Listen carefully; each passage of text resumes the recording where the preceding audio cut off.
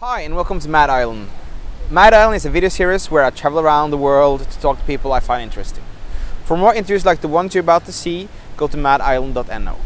Today we are meeting Stefan Hyttfors, one of the most popular speakers in Sweden right now and one of the most interesting people I've met in years. I'm going to talk to Stefan about work-life balance, about passion, about how to build your brand, and about how the world is changing so fast around us. Enjoy.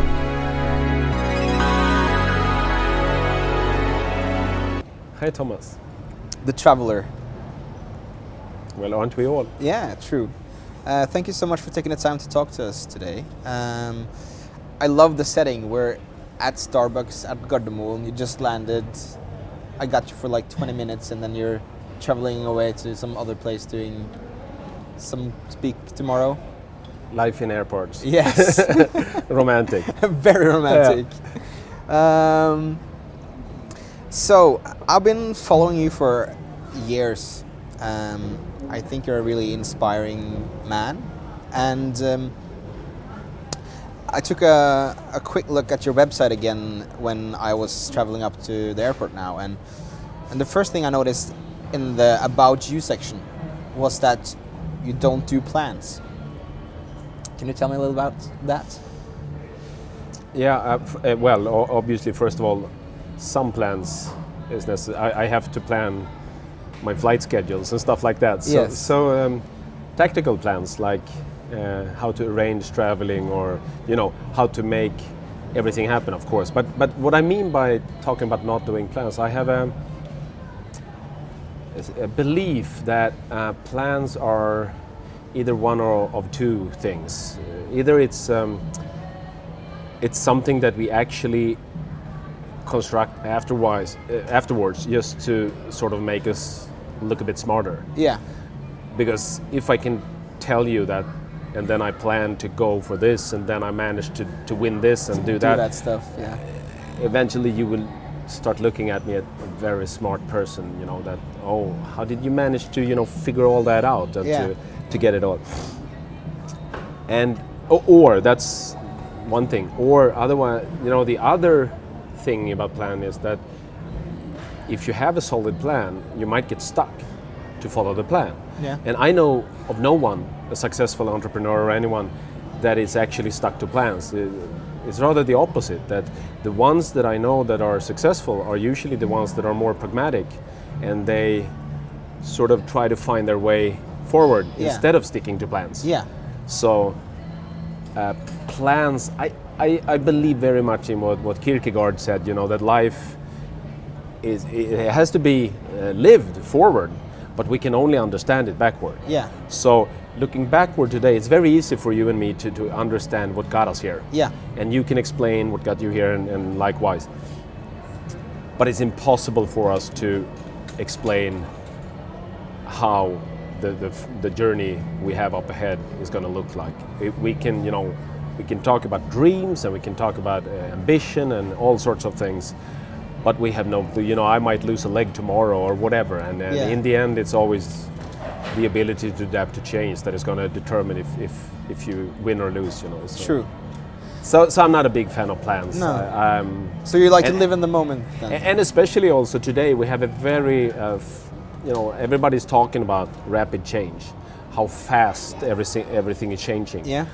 And I truly believe that the big difference between us today in our lifetime and the ones who lived before us is the speed of change.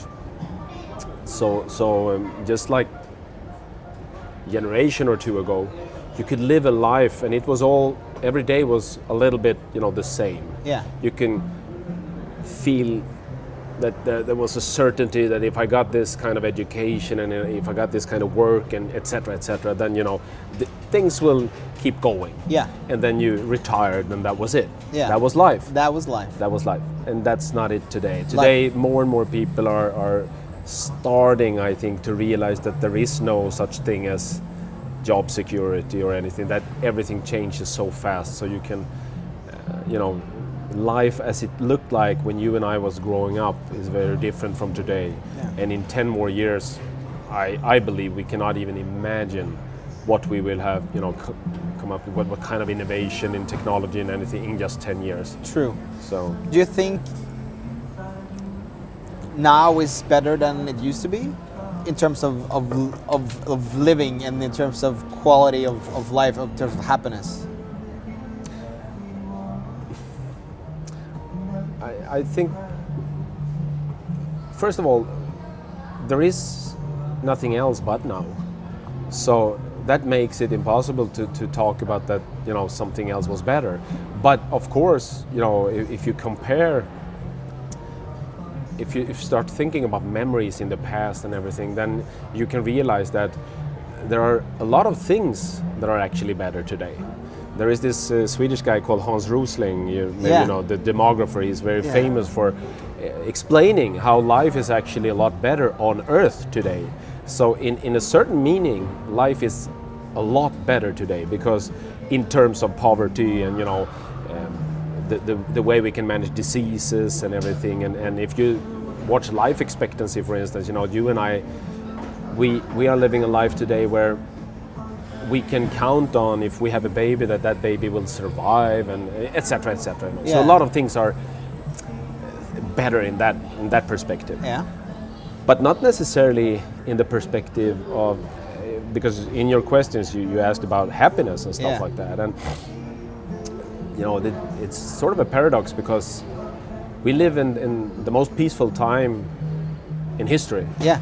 And we have a material wealth and everything that, if you just go to another country like in the third world, if you talk to people there, they truly believe that if they can switch and could live your life, they would have no worries, because it seems like dream life, Yeah. So in that perspective, we have a dream life. But still, we are consuming more pharmaceuticals, and we have a lot of problems with people depressed and feeling no meaning and everything. So that's why I'm not sure if the answer is yes or no, because obviously, if you're not able to enjoy the now, well, then the rest doesn't matter so much. No. It doesn't matter if I have fancy stuff or good health or money on the bank account and everything, if I'm stressed about how it will be tomorrow or something. So, True. So from that perspective, maybe life was better when we were sort of not thinking too much about these things. Because obviously that's, you're familiar with Maslow and the hierarchy of needs. Yeah. And I believe that has something to do with it, that if you are climbing, it's very easy to see the next step. And the next step is very inspiring. You want to come to the next step. Yeah. So if you have food but no car, you can go for a car. I want that car. And all of a sudden work and everything seems meaningful. You go for, I want the car, so don't ask me about meaning. I know I want the car, Yeah. But after a while, when you have everything,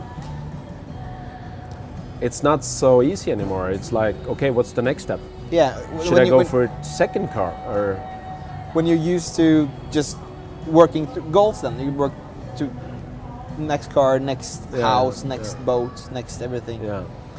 I was traveling with UNICEF 3-4 years ago to Madagascar, which was an amazing trip, and I was kind of thinking that I would feel sorry for the people and kind of almost not look down at them in a bad way, but I would know the feel feeling, helpless, right? And we one day we drove for 4 or 5 hours straight into the bush or the desert or whatever you call it, right? Not water in miles around.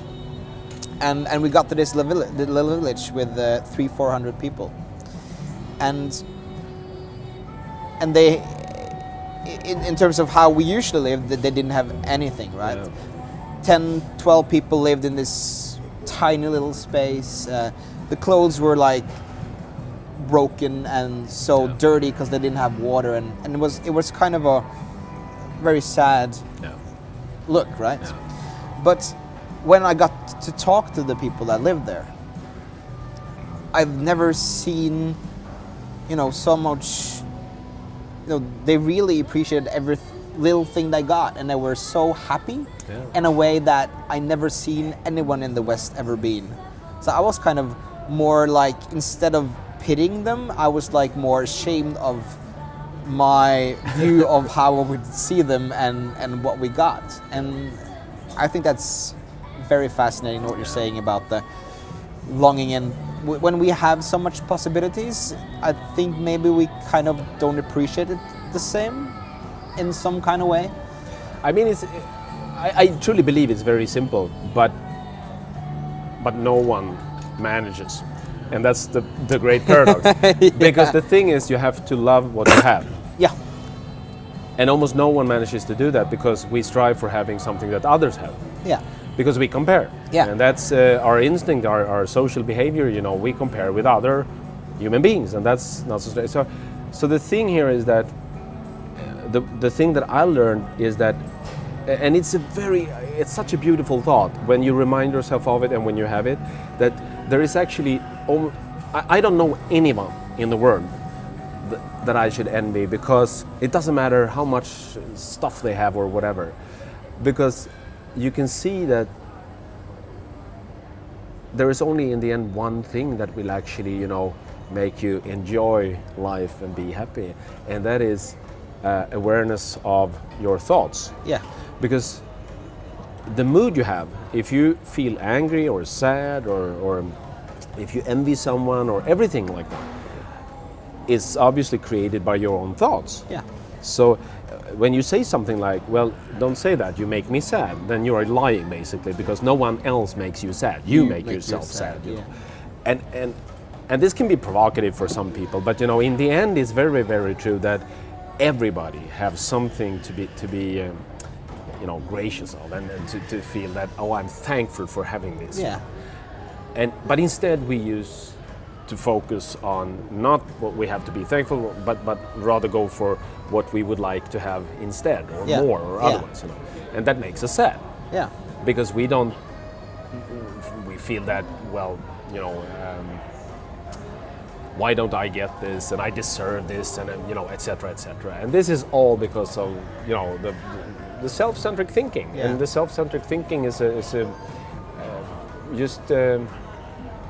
it's nothing to blame anyone for. It's just human thing. We are aware of our existence, and that's why we are self-centric. Because in the end, it will be a survival thing.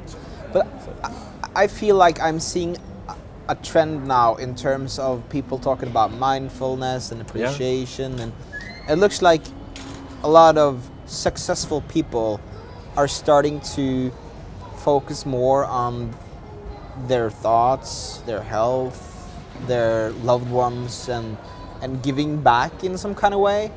Do you see the same trend?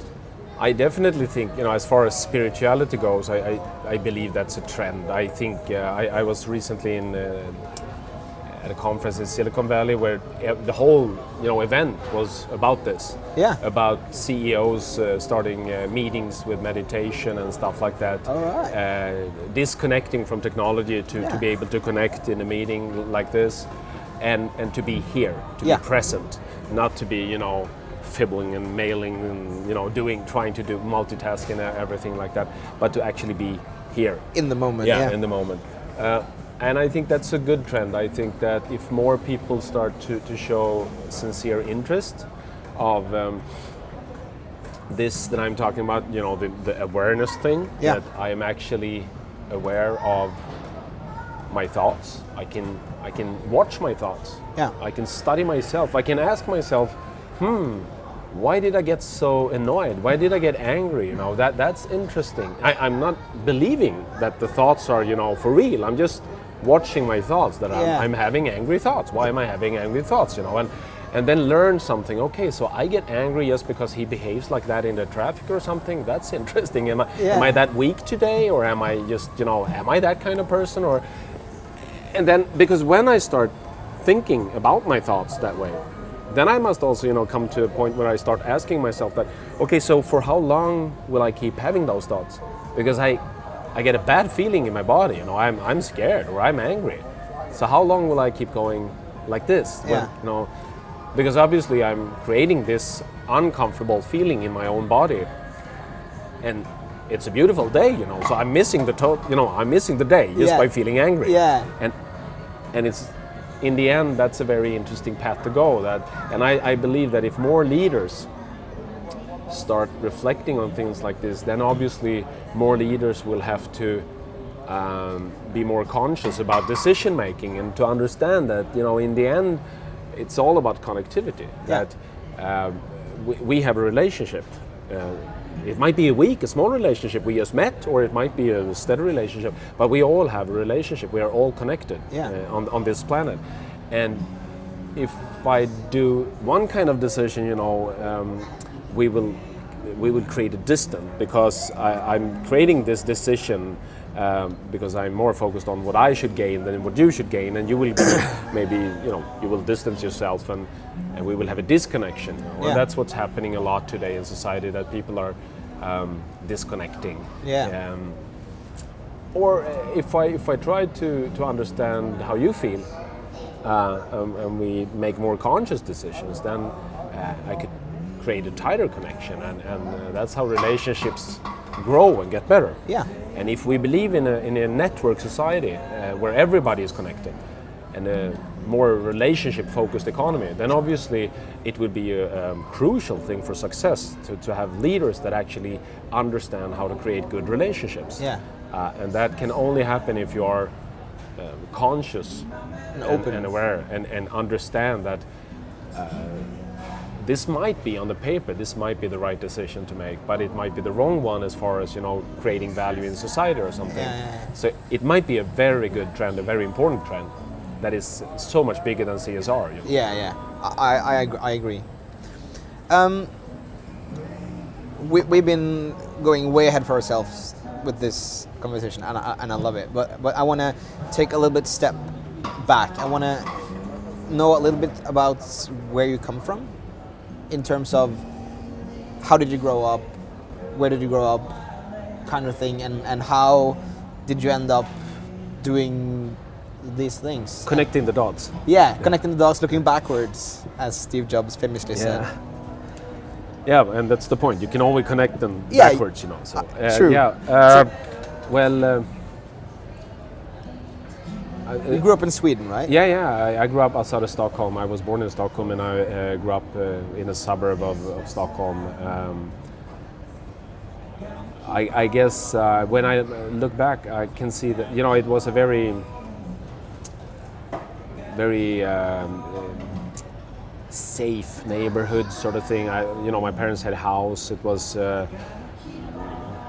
nothing dramatic, nothing interesting. Like I had this tremendous hardship or anything. I had a ordinary, spoiled kid growing up in. So you're a brat, or? Not in that perspective. It's not that they had tons of money. No. But enough to at least to have a. You felt secure.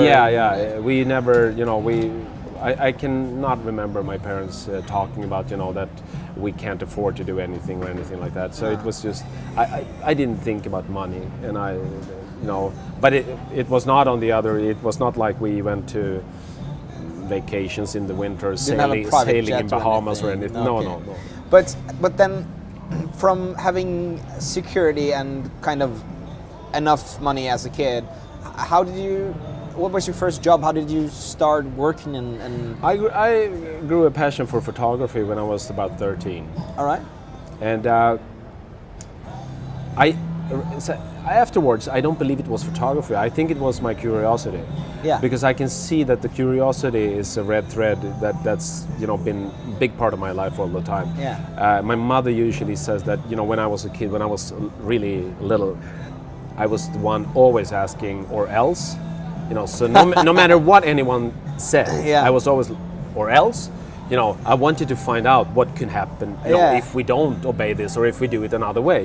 So that was my thing, and I started doing photography as a 13-year-old, and at that time this was before the digitization and internet and everything. So It was a very romantic thought to be able to, travel the world and go to places to take part of the action where stuff was happening, and to take pictures of that. And that was sort of the image I got from photojournalists. Yeah, they were always, on the move, and they were like reporting the big stories in the newspapers. So very romantic. Yeah, so I got very.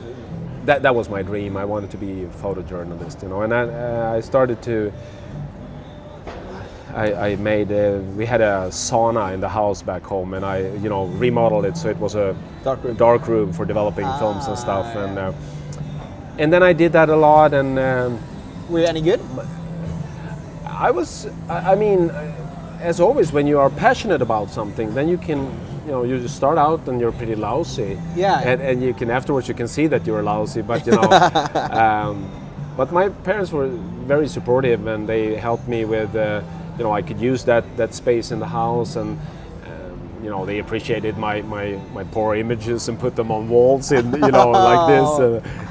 They still got them, and I like take that away. That's actually it's not a good picture, But it's a story. It's a memory, of course. Yeah. And then I think when I was about 15, I started to manage to sell pictures to newspapers. Okay. So I went to a lot of sporting events because they were very accessible. Yeah. If there is this big news event in another country, you can't go like a 50-year-old. You don't have the budget or anything. Someone would ask questions. Yeah. But if you're in a city like Stockholm, you can go to sporting events, and you can jump the fence and get into a ring. You can try to pretend to be a photographer, and then you will get kicked out after a while. It's but like, where's your press pass? And well, actually, I must have it in my bag. And sometimes you manage, and sometimes you don't. Okay, so I was this kind of just goofing around like that. Then you were really hungry to really do this thing then. Yeah. So I did that all the time, and after a while I realized that it's not a big deal, because I don't need to be where all the others are. I need to go to my own places. So and I had my sort of breakthrough. There was this big boating race on Riddarfjärden in Stockholm, and they were driving like Formula 1 boats, high-speed boats, around it. And all the press were down at the press area in the where every team was gathered, but I couldn't get access, so I moved as far away as possible to another part, and I was standing there and taking pictures, and it was a rainy day. My father was like holding the umbrella, help me, Awesome. like that, and then this like very famous guy, he crashed and dropped his engine, so it sank right in front of me. So I had all the great pictures, So I was like, whoa, that was some action, So I went up to Express, and that was the largest daily of those days, and I, and they bought the pictures and they put them on, a whole spread like this, and you must have felt really and I got proud. Money from it, and everything, and I was very proud, So I can imagine the feeling of seeing your work. My name in the newspaper, that's cool. And so that was sort of the kick, and then then you moved out. I did like that, and I continued. Then I got eventually some assignments like that, and I started out as a freelancer, and then after a while I decided, because I was traveling a lot to later on when I was like, I had to do some military service and stuff, so some years went by, but when I was like in my 22, 23 around, then I started to believe that I was actually the one that should be hired as a staff photographer at Expressen, because they had an opening. But then I learned the hard way that that's not the way it happens. That this guy just came out of nowhere, and I never heard of him. And he got the job, and so he knew all the right people, and he'd been in another country for like 5 years or something. But experience and a bit older, and it's like, but hey, I'm always here, Why didn't I get that position, So I got kind of pissed, and I decided to move to the United States. Wow, they got really pissed. No, but I was interested as well, because I thought North America, Canada, and the US was interesting for so many perspectives in the 90s, and then we had the World Cup in soccer was a big event coming up, and so I knew there's going to be things to do if you want to be photojournalist, even if you don't have any openings in American media companies, you can always sell stuff to Swedish media companies. Yeah. So I moved to Los Angeles, and then I ended up in New York for 5 years. Wow. How was that? That was fantastic, of course. I've never been to New York yet. Oh, wow. Well, every year I tell myself I have to go, but Yeah. I never take the No? I should. Yeah. No, I don't know anyone who's been there that doesn't like it. So, But why? What's special about it? Why do you like it? well, Is it the energy? Is yeah, it? but it's easy to say a lot of words like that, like energy. But I truly believe that when you are in New York, you sort of have the feeling that this is it. This is the center of the world. Okay. I'm here. Yeah. And to live there, it's such a it's such a fabulous feeling to be. To me, it's like being out in the forest. You're all alone. It's just trees around you. Yeah. But the trees are buildings and people. All But right. no one notices you because there is so much. So you can go up in the morning and you can go out. Probably just having a towel around you straight No out. one would No one notice. would notice, because everybody's different, Yeah. There is no such thing as, now this trend. Because I remember when, every time when I went back to Sweden, I was fascinated because I thought everybody looked the same, Yeah. And I would remember, that's the way it is here, Yeah. This is the way fashion goes, and all of a sudden everybody dresses like this and have a Ericsson phone like this, and then now a year later, but in New York, it's just such a mix of everything. Cool. Yeah, but of course there are other cities like that, and that's why it's wrong to say that it's the energy or something, because you can go to so many cities and find the energy and find the everything same like thing. yeah. So I truly believe that it's also the thing about New York that you actually think that. Yeah, I have to go. Yeah. And then you moved back to Sweden. Yeah, we got a kid. We got a son, Simon, and in '96. And that changed everything, because then all of a sudden it wasn't any fun to travel anymore, because you cannot be a good parent and never be home. That's a good point. So I started to thinking more and more about that, saying goodnight on the phone from a hotel room that's a bad to feeling. a 1-year-old, that's impossible. So we decided after a while that no, I can't do this anymore, we need to move back to Sweden, and I need to, because my wife is also from Sweden, so it felt like if we move back there, we have our parents, and maybe we can reunite with the family, and we can start to look for new things to do, instead of because if we were going to live there in the US, it was a lot about traveling. So we moved back, and then and I took the safe way. I accepted a job at the newspaper then. That didn't want you. Yeah. So I took a job as Payback time. and it was not bad, but it was I felt after a while that I'm probably not the kind of guy who want to be employed. I don't want to have that kind of situation. Yeah. Why? Well, why would you? Why would you have someone else managing you? Good points. It's a strange thing, But it's the common way. It's how most people have it. So It doesn't mean it's a good way. I totally agree. I feel the same way. But what made you decide that didn't have to be that way? How did you realize that? Well, I don't think I realized. I think the thing is you start out by realizing that small decisions, everyday decisions, might be the wrong ones. You understand that. Okay, so am I doing this just because I have to do this, or what? Or I want to go to. You want to go to New York, for instance. You have to ask for permission. Yeah. So why would I ask for permission to go to New York? Just Well, do it. you don't have a vacation. Yeah. Well, why would I need vacation? I can go any day. Today is as good day as another day. Yeah.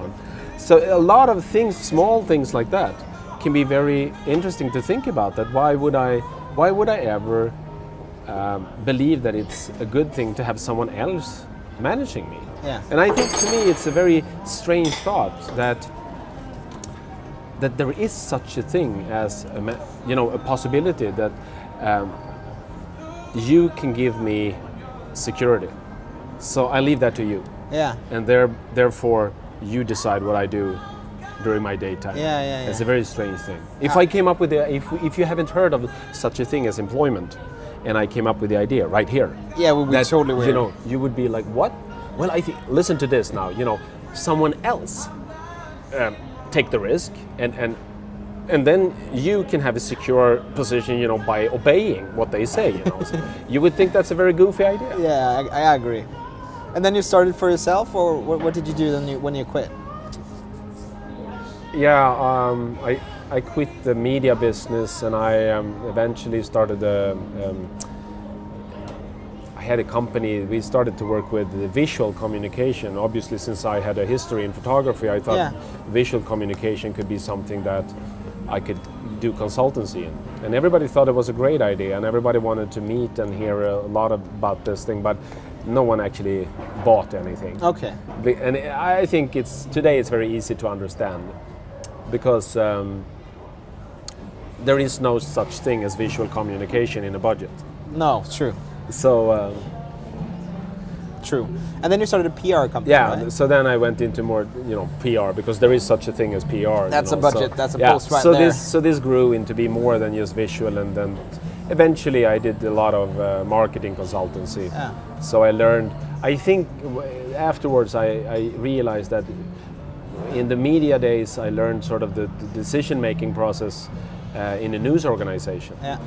From the content perspective. Yeah. And then in the consultancy days, I realized the decision-making process and what the advertisers, what they want from you know, from the media, and likewise. So to jump a little bit forward, I read that you built up this PR company with some friends, and then you left the company you built. Yeah. Why did you do that? Why? Yeah. Because too many days in a row, I realized I didn't think it was funny anymore. Yeah. So That's the best reason. yeah. So when you think that, you know, it's not like just 2 or 3 times. You realize after a while that I built something and I don't really enjoy it anymore. Yeah. You know. So then I realized that so if I keep doing this, I'm going to be one of those guys that I sort of despise. You know, that I'm just doing this for the money. Yeah. Because we made money, you know. Yeah. But I don't like it. And then I started to grow cynical. You know, I started to think that, you know, okay, so basically, what am I doing at work?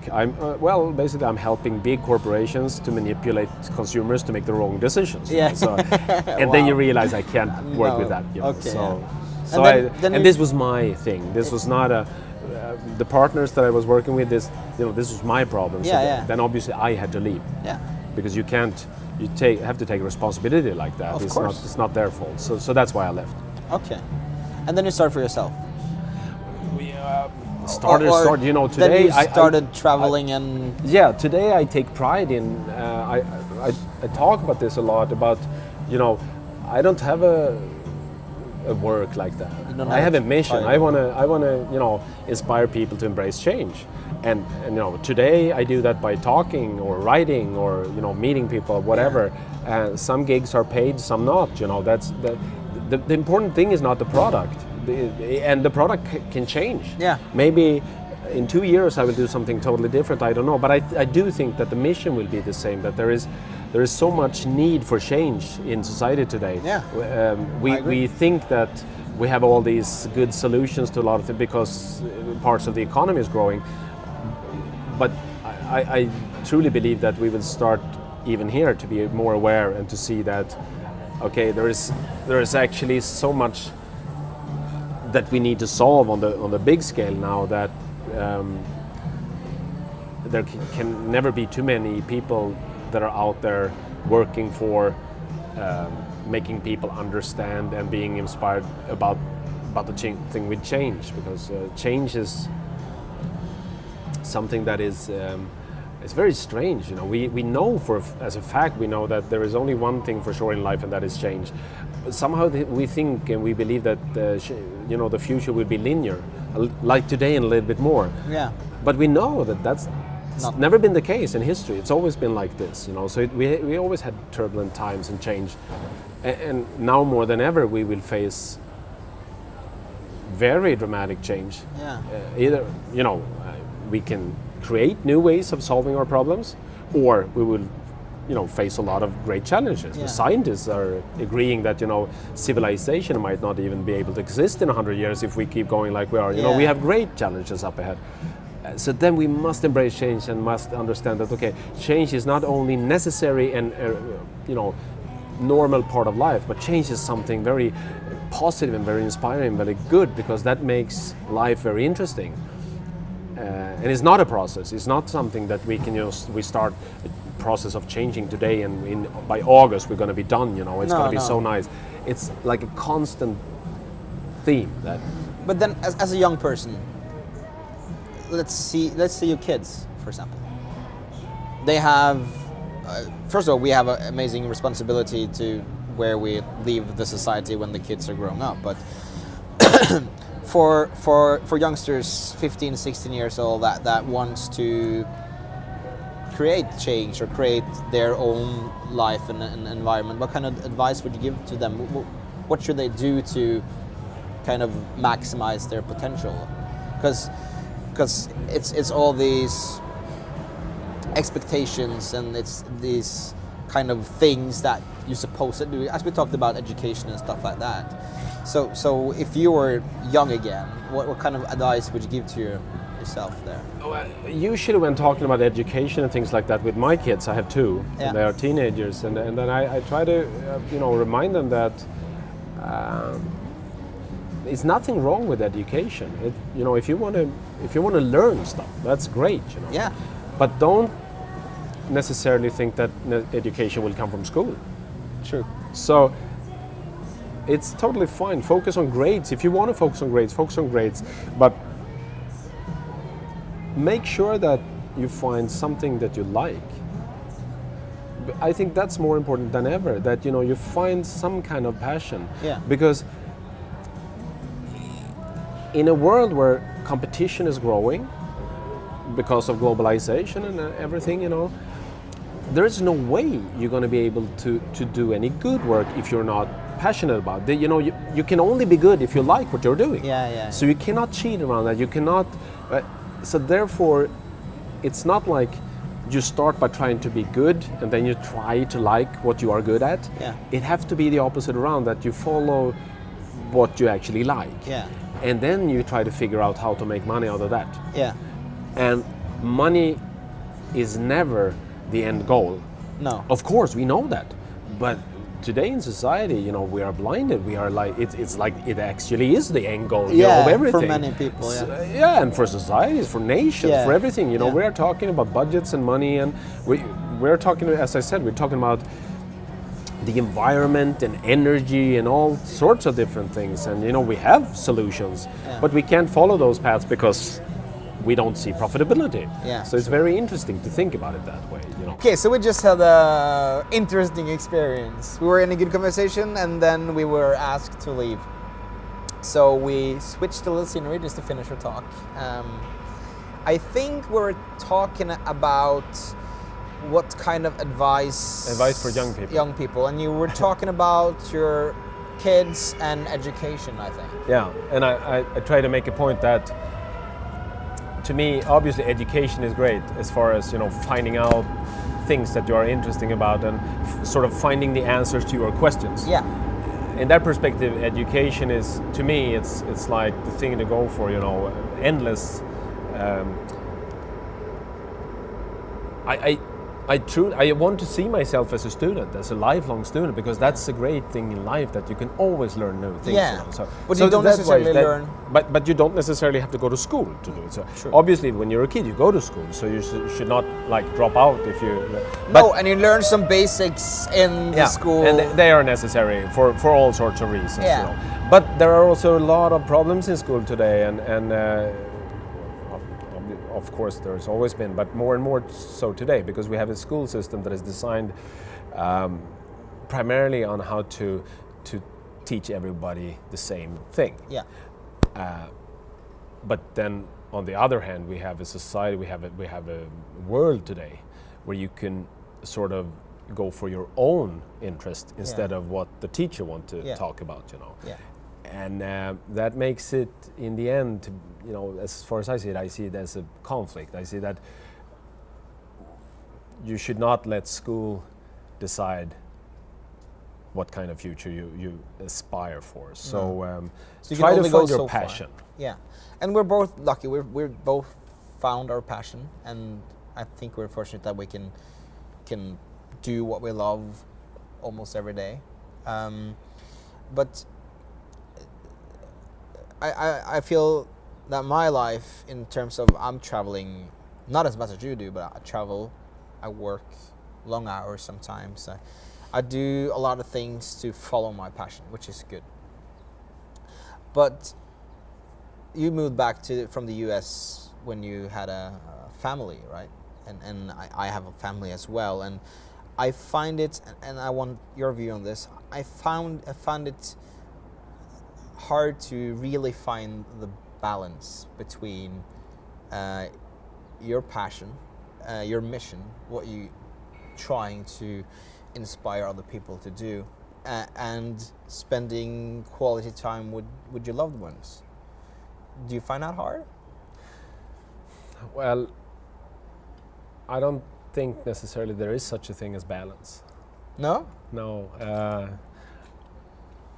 and I'm not so sure quality time is a good thing to strive for either. I think that in the end, as I said in the beginning, we were talking about relationships. You have relationships that are either growing better and stronger or weaker. Yeah. If you spend a lot of time together, you will probably have a greater relationship. Yeah. It doesn't necessarily have to be what you refer to as quality time. In the end, you will notice that when you have a child growing up, you will notice that when the child hurts themselves, scrub a knee or something, they will tend to ask one of the parents, to comfort them and help them, and very often it's the one who spent most time, with them. It's just in a matter of hours, not so much what kind of quality it was. So that's true. Just to be around, just to be around, just to be there. Yeah. I think is much more important than actually to try to because. And therefore, I don't think there is such a thing as a balance. I think that you have to decide that, okay, right now I'm following my passion. That means I cannot be with you, or does it? Maybe you can come, maybe you can join, or maybe not. And we don't have to judge. We don't have to think that it's not a bad thing. If you want to follow your passion, and that means that you have to be away for a while, it's not necessarily a bad thing. But of course, if you're away forever, then you're not going to be part of life, of daily life for the others. Yeah. So you got to be careful for what, and ask yourself really, what is it that I love? Do I want to follow my dream? And is the loved ones that you refer to, are they part of it? Or is this just my thing? I don't know. I think we have to realize that there is no such thing as a work-life balance, that I can have, a great career and a great relationship with my family. And, I don't believe there is such. I do think we have to do certain prioritizations in life, and that, and they can come and go. It doesn't have to be the same all the time. I can work very hard for 5 years, and then I can do no work at all for 5 years, maybe. Or you will see a lot of things like that people actually enjoy the big shifts of life like that. Yeah. And